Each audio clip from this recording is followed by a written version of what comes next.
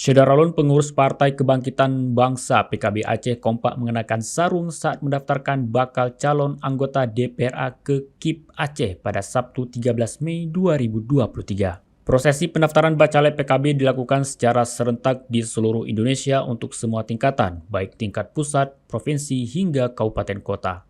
Sebelum mendaftar, rombongan PKB Aceh yang dipimpin Ketua DPW PKB Aceh Haji Irmawan dan Sekretaris DPW PKB Munawar AR terlebih dahulu melakukan konvoi.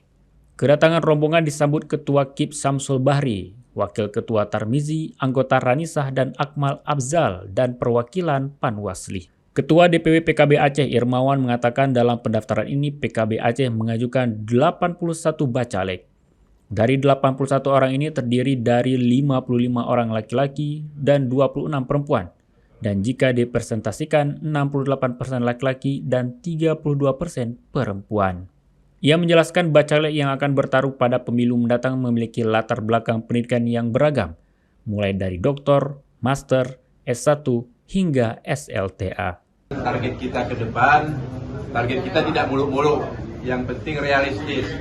Kalau selama ini PKB Aceh telah menyumbangkan 2 kursi untuk DPR RI, yaitu 1 dari Dapil Aceh 1, kemudian 1 dari Dapil Aceh 2. Untuk DPR RI kita tidak ada target untuk menambah kursi. Paling tidak kita hanya menaikkan peringkat. Kalau kemarin kita peringkat 7 di Dapil 1, paling tidak ke depan kita minimal harus masuk ke peringkat 3 atau peringkat 4. Dan juga untuk Dapil 2 seperti itu juga.